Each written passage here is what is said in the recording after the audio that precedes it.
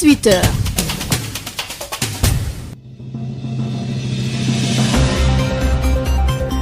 Chaque jour, vous êtes des millions à écouter la première radio d'information. La première radio d'information.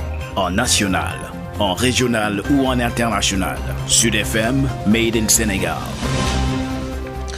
Mesdames, Messieurs, bonsoir et merci d'être à l'écoute de Sen Radio. À la une de ce journal, les compagnies aériennes ne sont plus autorisées à embarquer au Sénégal des passagers positifs du Covid-19.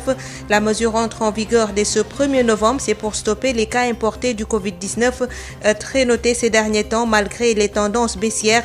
D'ailleurs, le ministère de la Santé a fait état de 5 nouveaux cas importés recensés ces dernières 24 heures. Informer, engager et outiller à l'emploi et à l'entrepreneuriat 1 million de jeunes sénégalais d'ici 2025, c'est ce qui est attendu du partenariat entre l'Union européenne et le consortium jeunesse à travers un protocole de partenariat paraphé ce jeudi, un moyen pour lutter contre l'immigration clandestine au Sénégal. La société pétrolière Petronor, le repreneur d'Africa Petroleum de Franck Timis, se prépare à reprendre ses activités au Sénégal avec la reprise de ses licences qui étaient octroyées au groupe Total. Après le différend qui l'opposait au Sénégal, une suspension de l'arbitrage a été accordée par le tribunal. Petronor ambitionne de devenir un leader panafricain de l'industrie énergétique. En Côte d'Ivoire, les deux principaux candidats de l'opposition ont appelé ce jeudi leurs militants au boycott actif du processus électoral en vue de la présidentielle du 31 octobre. À suivre également en fin d'édition le journal de l'économie, mise en onde assurée par Alassane Wade. Sidsoir. Marie-Rosalie Ndiaye. La société pétrolière Petronor, repreneur d'Africa Petroleum de Franck Timis, espère bientôt démarrer ses opérations au Sénégal. Le groupe espère reprendre ses licences. Les discussions avec le gouvernement sont en cours pour trouver un accord d'ici le 26 octobre prochain.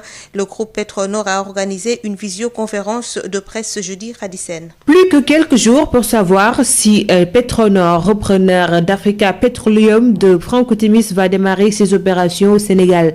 La société pétrolière a conclu avec le gouvernement du Sénégal la suspension de l'arbitrage pour pouvoir reprendre ses licences qui ont été octroyées au groupe Total. Safia Wandour, directrice générale de Equinox Consulting, représentante de Petronor Sénégal. C'est vraiment un héritage que le groupe a dû au fait qu'ils ont racheté une compagnie qui avait déjà des différends avec le gouvernement du Sénégal. Donc on prend un peu le train en cours. Cette date, ce qu'elle signifie, c'est que nous avons pu avoir une période de suspension de l'arbitrage pour permettre aux deux parties d'entrer en discussion. Et c'est le tribunal même qui a accordé, selon les deux parties, une période de 180 jours pour que les parties discutent et trouvent une solution à l'amiable.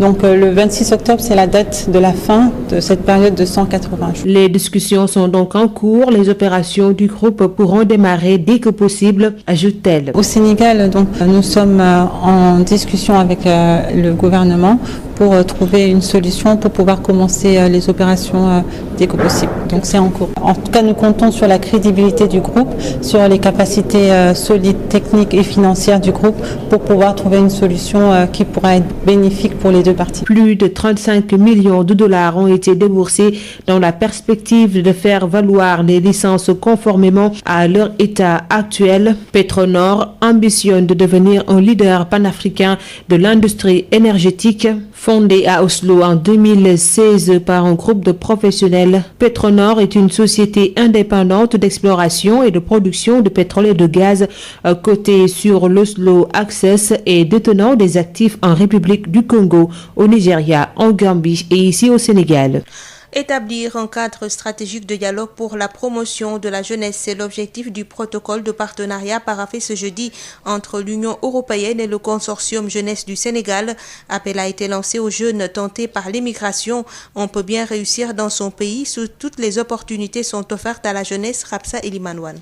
Pour l'ambassadrice de l'Union européenne à Dakar, l'Union est fière de pouvoir contribuer à la mise en place d'une telle plateforme et rappelle que la jeunesse est au centre du partenariat avec le Sénégal. Irène Minasson. Les objectifs du consortium jeunesse sont d'informer, d'engager et d'outiller à l'emploi et à l'entrepreneuriat 1 million de jeunes Sénégalais d'ici 2025. Ce partenaire peut se résumer en 3 mots simples: mobiliser, connecter, autonomiser la jeunesse. Parce que la création au Sénégal d'opportunités économiques inclusives et d'emplois stables pour les jeunes femmes et les jeunes hommes, leaders et décideurs de demain, et tous les autres, est un gage supplémentaire de stabilité et de sécurité. Le président du consortium Jeunesse du Sénégal, Sobel Aziz Ngom, se dit convaincu que le consortium va tirer profit de ce partenariat. L'Union européenne, c'est un espace qui réunit plusieurs pays avec lesquels le Sénégal a d'étroites collaborations. Certains de ces pays ont des leaderships très poussés sur des questions qui sont importantes pour nous, telles que l'entrepreneuriat, que le numérique, etc. Beaucoup de partenariats aujourd'hui sont à notre portée avec ce partenariat institutionnel. L'ambassadrice Irène Minasson lance cet appel aux jeunes tentés par l'aventure Barça ou Barsac.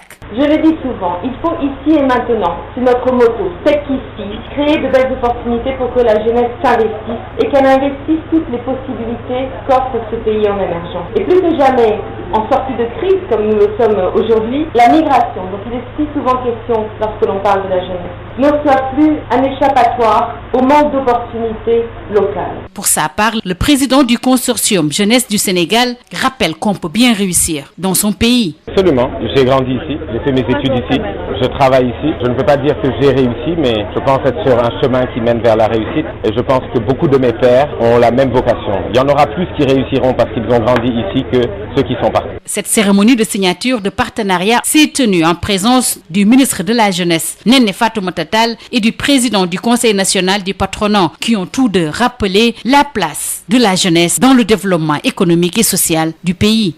Recrudescence des cas importés, un arrêté des ministères de la Santé et des Transports aériens en vigueur dès le 1er novembre. Désormais, les compagnies ne sont plus autorisées à embarquer des personnes testées positives ou sans test. Les autorités sénégalaises prennent les devants pour stopper les cas importés. Vous entendrez plus largement le docteur Ousmane Gueye, directeur du SNEPS, qui sera notre invité.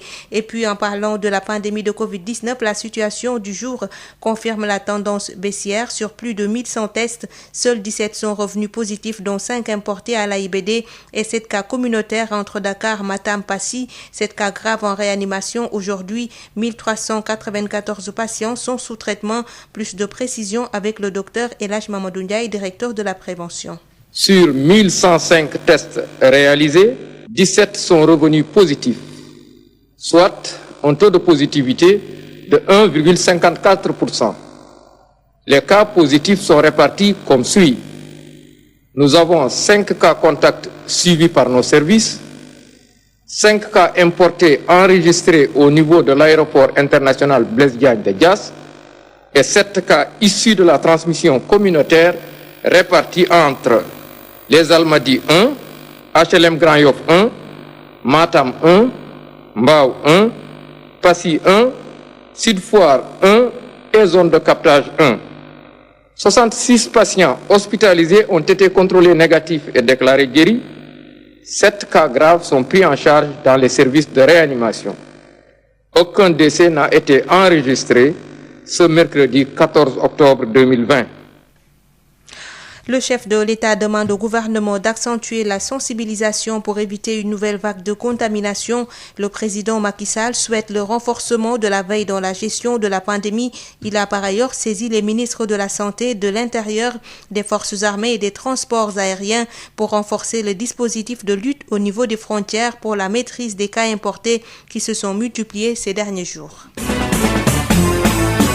Inondation dans la banlieue de Dakar, à Keur Massar, unité 3, encore plus sous les eaux. Après les dernières pluies enregistrées, malgré les opérations de pompage, les sapeurs-pompiers encore mobilisés. Elhadj Mbaye, délégué de quartier, nous fait l'état des lieux. On était dans une situation très très favorable parce que toutes les maisons, tous les habitants avaient regagné leur maison.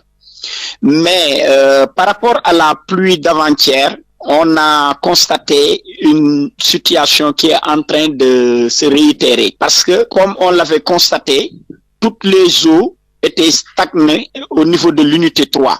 Bon, donc sur un espace de 62 hectares. Et la stratégie, c'était d'installer des dispositifs à partir de l'unité 3 qui bénéficiaient d'un rapprochement par rapport à l'ouvrage existant, l'ouvrage qui permet de déverser les eaux vers le versant de Mbao. Bon, maintenant, une fois le travail fait, tous les quartiers avaient senti une baisse. Et au niveau de l'unité 3, on pouvait dire qu'on n'avait que des inondations localisées par-ci, par-là. Et même les jeunes du quartier étaient en mesure de gérer ces difficultés. Bon, mais la pluie d'avant-hier a créé des désagréments parce que les quartiers qui étaient un peu éloignés de l'unité 3 étaient des réserves d'eau. Donc, cette pluie-là a créé un trop-plein et jusqu'à ce matin, toutes les eaux affluaient vers l'unité 3. Les sapeurs-pompiers sont toujours sur place parce que leur dispositif a été un peu allégé parce qu'il faut comprendre qu'ils ont quand même réussi à évacuer pratiquement toutes les eaux. Comme je vous l'ai dit, toutes les maisons désertées étaient libérées et les habitants étaient retournés chez eux.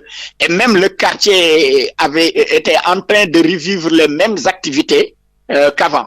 Mais malheureusement, avec la dernière pluie, on a constaté vraiment un recul. Mais heureusement, les sapeurs sont sur place et ils sont même en train de renforcer les dispositifs autour de l'unité 3. Parce que les quartiers qui étaient éloignés ne bénéficiaient pas de système consistant de pompage.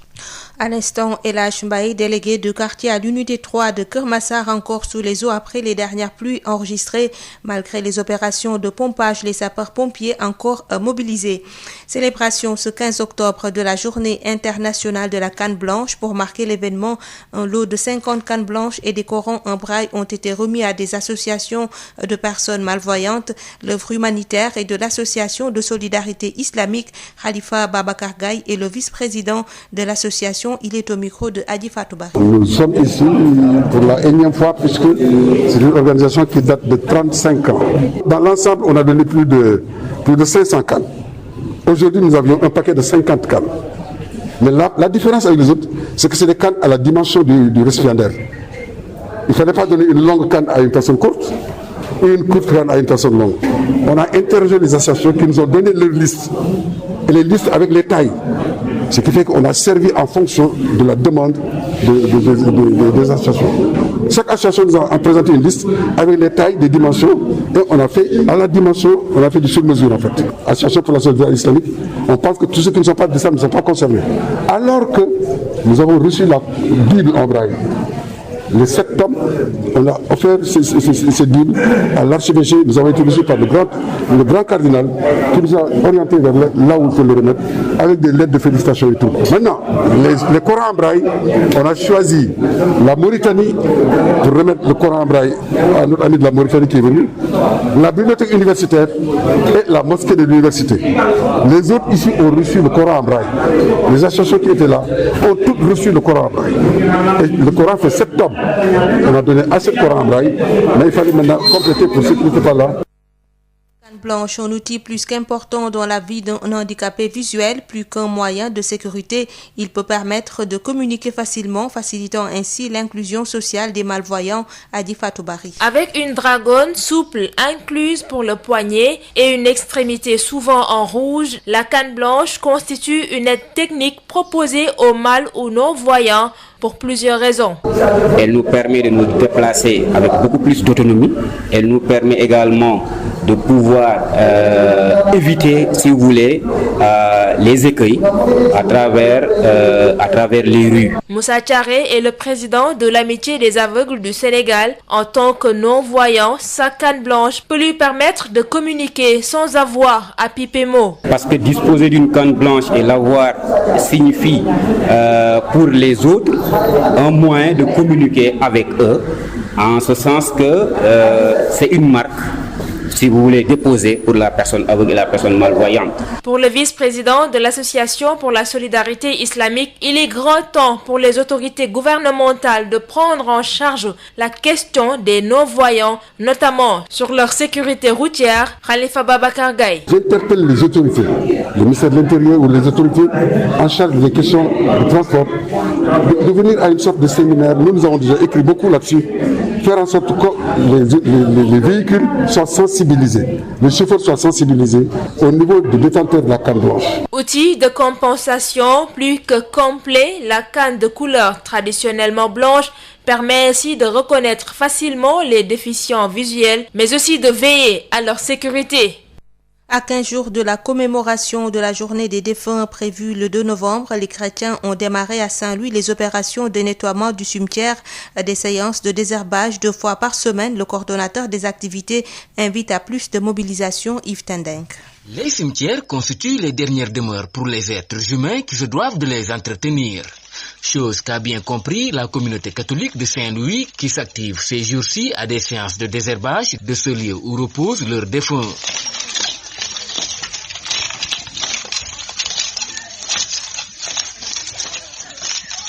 Un acte noble aux yeux de Félixtine, un paroissien de Notre-Dame de Lourdes. C'est un geste noble. Voilà, donc je suis catholique et c'est normal que je vienne aussi balayer, nettoyer le cimetière parce que tôt ou tard, je finirai par là. Voilà, donc en tout cas, nos anciens ont besoin vraiment qu'on vienne vraiment entretenir leur lieu. Voilà. Une occasion qu'a saisi Étienne Tine, un autre paroissien, pour inviter les autres jeunes qui ne s'y sont pas encore présentés à suivre leur exemple. Ah oui, vraiment, il reste encore à faire. Hein. Donc, un appel que je lance à tous les jeunes, vraiment à venir nombreux pour qu'on puisse assurer le travail. Sinon, on risque de ne pas pouvoir terminer d'ici la Toussaint. Donc vraiment, chers jeunes, venez, c'est un acte noble. C'est pour prier aussi Dieu. C'est une façon de prier pour nos parents défunts. Un appel qui sera certainement entendu par les jeunes, espère Gaston Sagna, le responsable en charge de la coordination de ces activités de désherbage. Alors là, nous en sommes à notre 3e séance de désherbage. Maintenant, il reste grosso modo 5 séances avant la Toussaint, pour lesquelles nous espérons que nous aurons suffisamment de jeunes qui voudront bien se joindre à nous pour terminer ce désherbage. Le cimetière n'est pas petit. Faisons avec les jeunes qui sont présents. À noter que ces activités se poursuivront jusqu'à la veille de la célébration de la journée des défunts prévue en début novembre. Saint-Louis, Yves Tendeng, Sud FM. Sud International. En Côte d'Ivoire, les 2 principaux candidats de l'opposition ont appelé ce jeudi leurs militants au boycott actif du processus électoral en vue de la présidentielle du 31 octobre. Lors d'une conférence de presse, l'ancien Premier ministre Pascal Affi-N'Guessan et l'ancien président Henri Konan Bédié ont lu une déclaration commune. Nous invitons nos militants à mettre en application le mot d'ordre de boycott actif par tous les moyens légaux à leur disposition afin que le pouvoir actuel consente à convoquer l'ensemble des forces politiques nationales afin de trouver des solutions acceptables à toutes les revendications, a indiqué Pascal Affi-N'Guessan. L'opposition ivoirienne demande notamment une réforme du Conseil constitutionnel et de la Commission électorale indépendante inféodée au pouvoir, selon elle. Et puis en France, la Covid-19, le nombre de nouveaux cas en 24 heures dépasse pour la première fois les 30 000. La France a enregistré 30 621 cas supplémentaires de contamination par le nouveau coronavirus en 24 heures, un record depuis le début de l'épidémie et une première au-dessus du seuil des 30 000, montrent les chiffres publiés ce jeudi par les autorités sanitaires. En sport, football, championnat national saison 2020-2021, le SNEPS de Thiès entre regroupement fermé le 1er novembre, mais les entraînements ont débuté ce jeudi avec 34 joueurs. L'objectif de cette saison est de faire mieux que l'année dernière. C'est ce qu'a fait savoir le manager général du club, El Bousso Ndiaye. Il est joint par Odile Minkila. Donc la préparation hivernale proprement dite va démarrer à partir du 1er novembre. Donc ce matin, on a repris les entraînements avec le groupe. Donc les nouveaux, et c'est ce qui était là l'année dernière. On va faire des matchs tests jusqu'à la fin du mois. Et maintenant, à partir du 1er novembre, on va prendre le groupe en préparation hivernale. On a eu des départs, on a eu également des arrivées. Donc officiellement, nous avons enregistré 3 départs qui sont partis vers Tenguedj FC, vers le Ndiambour de Louga, et l'autre, il n'a pas encore de club. Il y a également des nouveaux qui nous viennent d'un peu partout. Donc on a, après une douzaine d'arrivées, on a conservé également quelques-uns de ceux qui étaient là l'année dernière, après peut-être une quinzaine. Donc actuellement, on est avec un groupe de 34 personnes. Ouais. C'est quoi l'objectif? Bon, l'objectif pour l'instant, on est en train de voir. C'est pas encore clairement défini. De toute façon, l'année dernière, on avait fait un mauvais championnat. On fera tout pour faire mieux que l'année dernière. Le Scrabble à l'honneur ce week-end à Ziguinchor avec le festival de Scrabble organisé par la Ligue de Ziguinchor.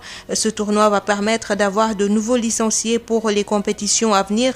C'est selon le président de la Fédération sénégalaise de Scrabble, El Malik Ndiaye. Il est au micro d'Odile Minkilan. Pour la saison 2020-2021, il va falloir faire l'évaluation de la saison passée et prendre date. Je pense qu'au plus tard, au mois de mars, nous aurons notre calendrier national et international. Mais en attendant, cette semaine même, nous préparons le grand festival de Ziguinchor. Et attention, Ziguinchor, c'est une toute nouvelle ligue. C'est la dernière ligue qui est née en Afrique et c'est la ligue la plus animée. Donc le 16, 17 et 18, et le 16 même, il y a une délégation fédérale qui quittera à Dakar pour aller faire une formation en Scrabble de compétition pour cette ligue-là. Et les samedis, le samedi et dimanche sera consacré à la compétition elle-même. Et ce sera avec des rondes qui seront âprement discutées. Parce que là, ce qui m'étonne, mais à Ziguinchor, il y a de la crème du Scrabble. Et là-bas, moi, je ne savais pas.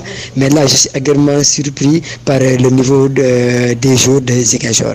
Là, je suis tout heureux. Donc, cela me permet aussi d'avoir de tout nouveaux licenciés, ce qui participe au leadership du Sénégal au niveau de l'Afrique. Sud FM, l'invité du jour. Notre invité, il s'agit du docteur Ousmane Gueye, directeur du SNEIPS, qui revient sur l'arrêté des ministères de la Santé et des Transports aériens qui entre en vigueur le 1er novembre. Désormais, les compagnies ne sont plus autorisées à embarquer des personnes testées positives ou sans test. Les autorités sénégalaises prennent les devants pour stopper les cas importés. Le docteur Ousmane Gueye est interrogé par El Hadj Malik Ndiaye. Docteur Ousmane Gueye, bonjour. Bonjour. Vous êtes le directeur du service national de l'éducation et de l'information pour la santé. Alors hier, le chef de l'État a beaucoup insisté sur la sensibilisation pour éviter une nouvelle contamination de la COVID-19, mais surtout la veille par rapport aux cas importés. Justement, docteur, comment expliquer ces cas importés? Merci beaucoup, M. Ndiaye. En fait, il faut dire qu'effectivement, M. le Président de la République a parfaitement raison d'insister sur cette situation parce que nous avons remarqué que malgré cette tendance baissière, mais nous avons vu effectivement qu'il y a toujours des cas importés et qui arrivent. Donc, chaque jour que Dieu fait, c'est 6, 5, 7 cas importés. Et le cumul peut poser problème, mais également, si on arrive à perdre de vue ces cas importés, ça peut vraiment entraîner une augmentation de la transmission communautaire. C'est la raison pour laquelle il a attiré cette attention. Et c'est tout à fait normal. Si vous vous rappelez, tout au début de cette pandémie, de l'épidémie au Sénégal, c'est un cas importé. Un cas importé. Avec la fermeture des frontières, on ne parlait plus de cas importés. Aujourd'hui, la réouverture des frontières aériennes a fait qu'aujourd'hui, nous sommes en train d'enregistrer ces cas importés. Heureusement qu'au niveau de l'aéroport international Blaise Diagne, un dispositif important a été mis en place pour la détection de ces cas. Et j'avoue que vraiment le Sénégal a pris les devants pour sortir un arrêté interdisant l'embarquement de toute personne ayant un test Covid positif ou bien n'ayant pas fait de test. C'est la raison pour laquelle je pense que le ministère des Transports aériens, en collaboration avec le ministère de la Santé, ont sorti un arrêté qui va entrer en vigueur le 1er novembre, mais qui demande aux compagnies aériennes de n'embarquer aucune personne qui n'a pas un test négatif. Si toutefois que la compagnie s'aventure à amener quelqu'un qui a un test positif, la compagnie sera obligée de rapatrier cette personne. Je pense qu'avec cette mesure, ça nous permettra effectivement d'arrêter ces cas importés. Au-delà de cette mesure, est-ce qu'il y a d'autres qui sont prévus? Oui, en fait, ce qui est prévu, c'est la sensibilisation, c'est augmenter la sensibilisation, intensifier la sensibilisation, parler aux compagnies aériennes, parler aux autorités aéroportuaires. Je pense que c'est ça qui est important de faire aujourd'hui et de faire connaître cet arrêté. Je pense que la vulgarisation de l'arrêté est très importante afin que nul n'ignore l'existence de cet arrêté et ce que dit l'arrêté. Je pense que ça également c'est important. Et c'est ça qui va freiner les cas importants, il faut le dire. Et aussi une vigilance au niveau des frontières terrestres. Vous savez, les frontières terrestres recensées réglementaires existent, ça, il n'y a aucun problème. Mais par contre, nos frontières en Afrique, le plus souvent, c'est des frontières qui sont poreuses. Donc, il va falloir augmenter la vigilance à ce niveau, mais démultiplier les postes. Je pense que c'est ça qui est important et c'est ce que le ministère est en train de faire. C'est la raison pour laquelle on a décentralisé les labos de diagnostic, mais également nous avons augmenté le dispositif au niveau des frontières. Alors, pour éviter une nouvelle vague de contamination, le chef de l'État a surtout demandé au gouvernement d'accentuer la sensibilisation. Sur quoi vous allez insister? Vous savez, cette pandémie a montré que la lutte ne peut pas être isolée, c'est une lutte multisectorielle. Donc, si monsieur le Président de la République engage tout son gouvernement, il a très bien compris effectivement qu'il faut une multisectorialité. Ce qui veut dire qu'il faut qu'il y ait vraiment des concertations, l'harmonisation des stratégies, mais également continuer, tout le monde doit s'y mettre, que ça soit le ministère de la Santé, le ministère de l'Intérieur, le ministère des Transports aériens, tous ces ministères doivent s'y mettre et aller dans l'intensification de la sensibilisation. Aujourd'hui, les Sénégalais connaissent très bien la maladie, connaissent les gestes barrières, mais il faut aller vers la participation de la population. Dépasser même ce qu'on appelle engagement communautaire, mais aller dans la participation communautaire. Je pense que c'est ça qui est important. Et cette participation appelle l'appropriation et vraiment mettre en jeu comment dirais-je, le flambeau doit être porté par la population et par les Sénégalais. Je pense que c'est ça qui est important de faire et ce que nous sommes en train de faire depuis quelques semaines. Nous sommes en train de voir comment faire participer le Sénégalais dans n'importe quel endroit du pays. Docteur Ousmane Gueye, je vous remercie. C'est moi qui vous remercie. Je rappelle que vous êtes le directeur du service national de l'éducation et de l'information pour la santé. Place à présent au journal de l'économie avec Rapsa Elimanouane. La BICIS, Banque internationale pour le commerce et l'industrie du Sénégal. La BICIS, la banque d'un monde qui change, vous offre le journal de l'économie. Bonjour et bienvenue. Le jury du Grand Prix du Président de la République pour l'innovation numérique va être installé ce jeudi par le ministère de l'économie numérique et des télécommunications. C'est l'ancien ministre de l'Enseignement supérieur et de la Recherche, professeur Mary Teuw Niane, qui va présider le jury de la première édition de ce Grand Prix. D'après l'APS, ce prix a été institué par le chef de l'État en vue de favoriser l'émergence de nouveaux produits et de nouvelles pratiques. Une unité de transformation sera construite à Matam par le projet d'appui au développement de l'entrepreneuriat féminin et l'emploi des jeunes pour les femmes de la région. Ces femmes seront en outre financées dans leur microprojet pour alimenter en matières premières cette unité. Les détails, c'est avec le coordonnateur du PADEF-EJ, Mansa Wali. Il est avec Abdurrahman Dien. Nous incitons beaucoup les femmes, les jeunes filles à monter des projets structurants avec une approche de valeur parce que je dois le rappeler, on est en train de construire des infrastructures de type communautaire pour les femmes dans la région. Il est important que ces unités-là, il y ait un lien avec les activités qu'on va financer auprès des femmes. Je donne un exemple, on a une unité de transformation ici à Matam, nous avons construit, nous allons équiper très bientôt. Mais pour que cette unité fonctionne, il faut qu'il y ait de la matière première. Et pour nous, la solution idéale, c'est que les femmes que nous finançons puissent alimenter, approvisionner cette unité-là. Et ça c'est une approche chaîne de valeur où toutes les parties prenantes, tous les maillons de la chaîne gagnent. Les femmes qui vont cultiver, qui vont produire, vont alimenter l'unité. L'unité aussi va trouver son compte dans ce schéma-là. Donc ça, c'est vraiment une approche qu'on veut implémenter un peu dans les activités que nous allons financer dans la région de Matam. C'en est tout pour le journal de l'économie. Merci de votre fidélité. La BICIS, Banque internationale pour le commerce et l'industrie du Sénégal. La BICIS, la banque d'un monde qui change, vous a offert le journal de l'économie.